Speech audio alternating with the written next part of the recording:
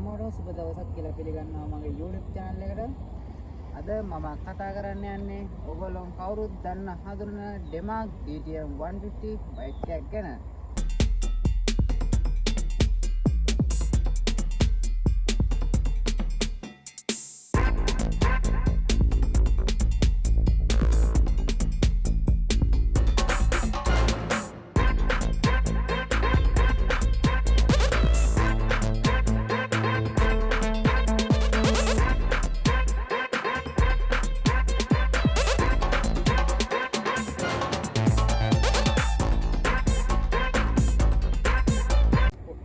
දවස්වල budget price එකට මිලදී ගන්න පුළුවන් හොඳ ස්පෝර්ට් බයික් එකක් තමයි මේ DTM 150 බයික්.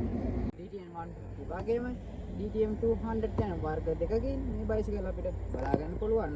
බැලුමට බයික් වර්ග දෙකම එක වගේ තිබුණාට පොඩි පොඩි වෙනස්කම් මේ බයිසිකල් දෙකෙන්ම අපිට දැක ගන්න පුළුවන්. ඉතින් මම ඔයාලට අරගෙන එනවා DTM 150 සහ DTM 200 යන බයිසිකල් වර්ග දෙකම එකට තියලා රිවිව් එකක්.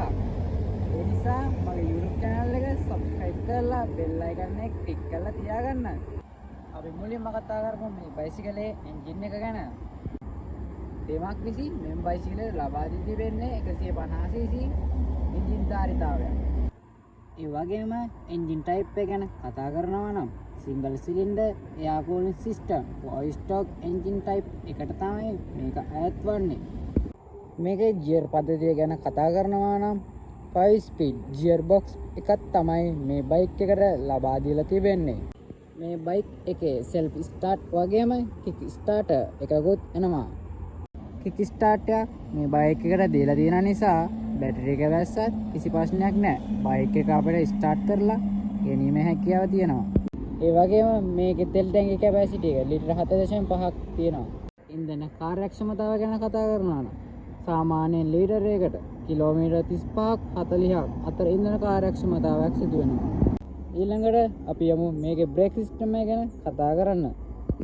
මේකේ ඉස්සරහා සහ පසුපස බ්‍රේක් දෙකම ඩිස්ක් බ්‍රේක් විදියට තමයි අපිට බලා ගන්න පුළුවන් වන්නේ.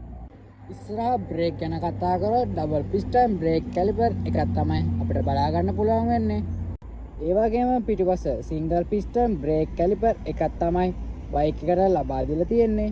මේකේ වීල් සිස්ටම් එක ගැන කතා කරොත් ස්පෝක් වීල් සහ ඇලෝ වීල් මොඩල් දෙකකට එනවා.